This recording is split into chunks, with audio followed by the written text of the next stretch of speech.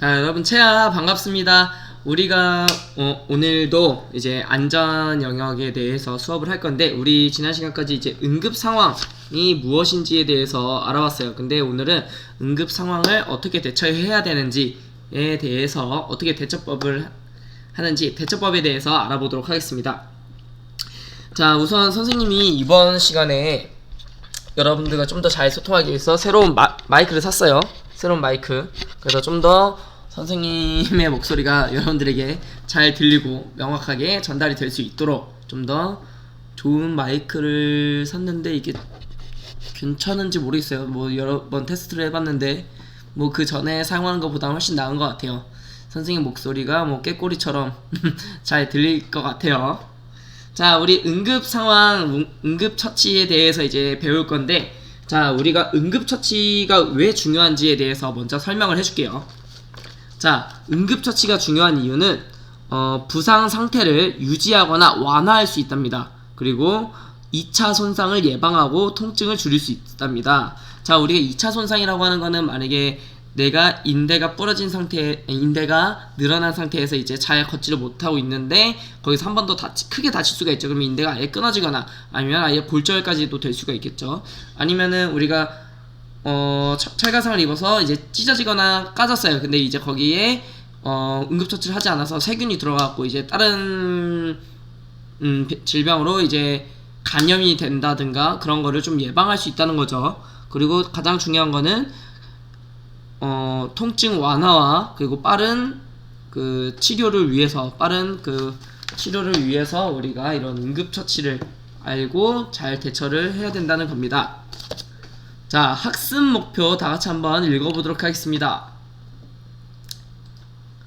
자, 운동 시 발생할 수 있는 응급 상황에 대처하는 방법을 익혀 실천할 수 있습니다 라고 나와 있어요. 자, 우리 응급 상황에 대해서 잘 대처하면서 그리고 이를 실천해 보도록 하겠습니다.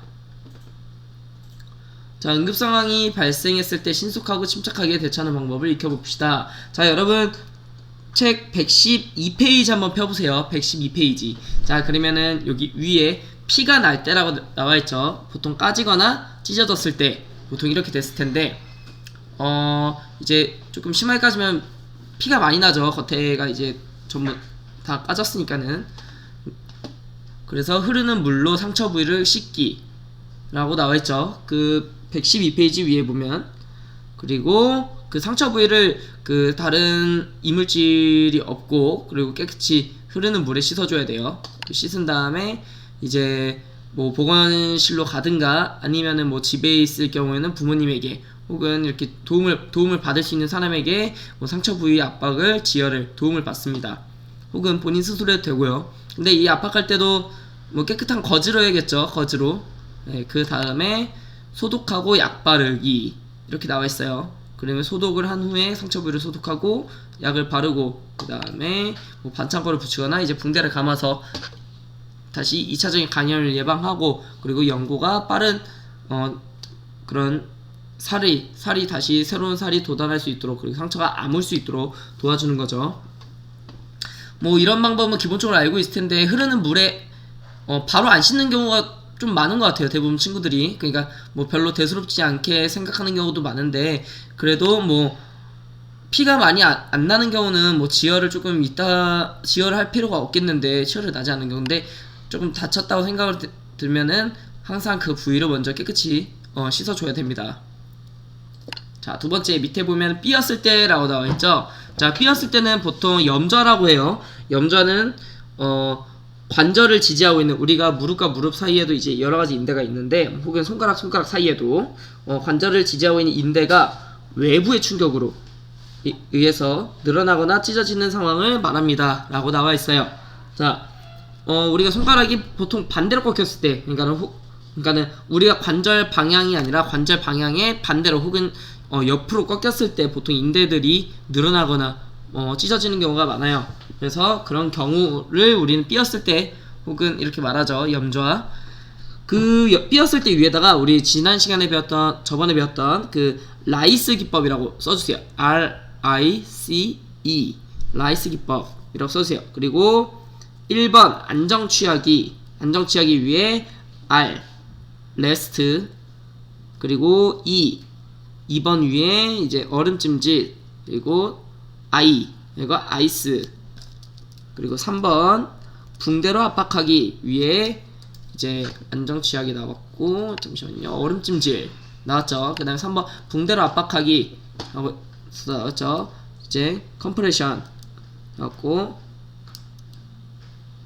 압박하기 누르기 나와있죠. 그리고 다리 들어올리기 엘리베이션이라고 나와있죠. 그래서 다리를 들여서 심장보다 높은 곳에 위치를 해야 그곳이 좀 더 빠르게 붓기도 가라앉고 치료가 된다고 통증도 완화되고 한다고 했어요. 이 라이스 기법이 우리 평상시 삐었을 때 굉장히 많이 적용이 돼요. 그리고 심하게 다쳤을 때는 위에 까지면서 동시에 이런 경우가 됐겠죠. 위에 까지고 삐고 동시가. 그러면 이런 거를 잘 숙지를 해야 우리 여러분들 스스로 다쳤을 때도 혹은 가족이 다쳤을 때도 도와줄 수 있다고 했어요. 자, 이제 뼈가 부러졌을 때 나옵니다.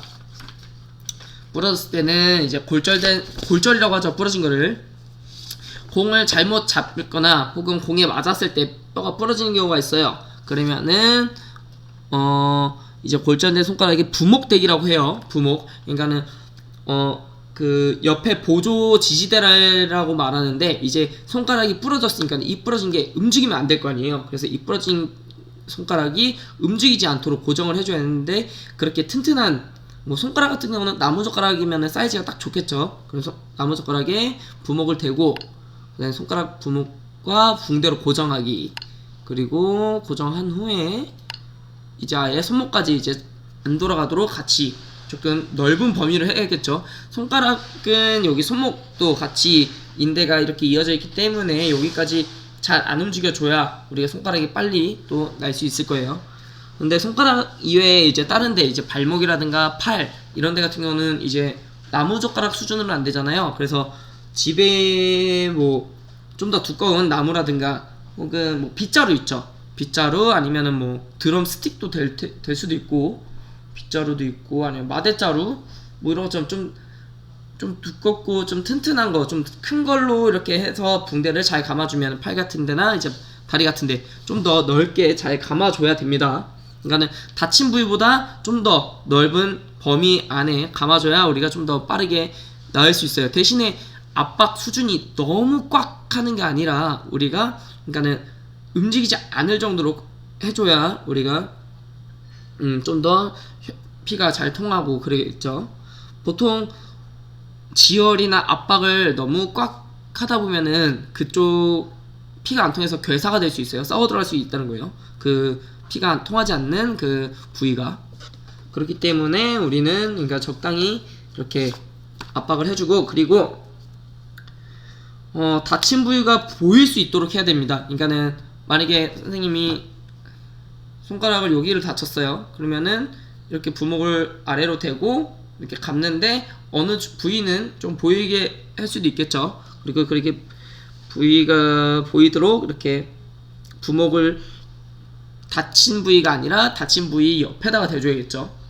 네, 옆에다 부목을 대주고 그리고 부목을 대기 전에 감각이 있는지 피가 잘 통하는지 움직일 수 있는지 확인합니다. 그러니까 움직일 수도 있는지 없는지는 이제 움직일 수조차 없으면은 만약에 그 다친 부위를 움직일 수조차 없으면은 굉장히 크게 다친 거죠. 그렇기 때문에 빠르게 119를 부르든가 아니면은 뭐 응급실에 빨리 가야겠죠.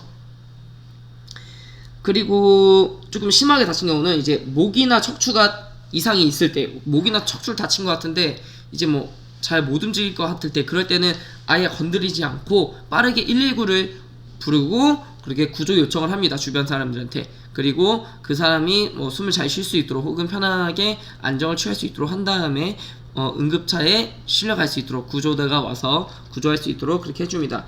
목이나 척추는 함부로 그러니까 조금 이상이 있는 것 같은데 잘못 움직이거나 그러면은 우리 많은 신경들이 목 뒤와 척추를 통해서 지나가고 있기 때문에 이게 다른 더 큰 2차 증상으로 더 큰 증상으로 다칠 수가 있기 때문에 그 부분은 조심해야 돼서 우리가 목이나 척추를 다친 사람은 움직이면 안 돼요. 그러니까 움직이서도 안 되고 이렇게 함부로 이렇게 뭐 끌거나 이동시켜도 안 됩니다. 그래서 우리가 교통사고 난 사람들을 함부로 이렇게 끈에다가 더 크게 뭐 이상이 오는 분들도 많아요. 그렇기 때문에 그런 부분은 좀 조심해 주시기 바랍니다. 자, 다음. 자, 부상자의 다친 상태를 파악하여 응급 정도를 판단합니다 라고 나와 있어요. 자, 부상자가 지금 통증을 별로 고통스러워하지 않는데 이렇게 뭐 피가 좀 많이 나는 것 같아. 그래도 뭐 그런 경우는 본인들이 판단했을 때 빠르게 뭐 보건실로, 그러니까 씻은 후에 보건실로 이동한다든가 그래야겠죠.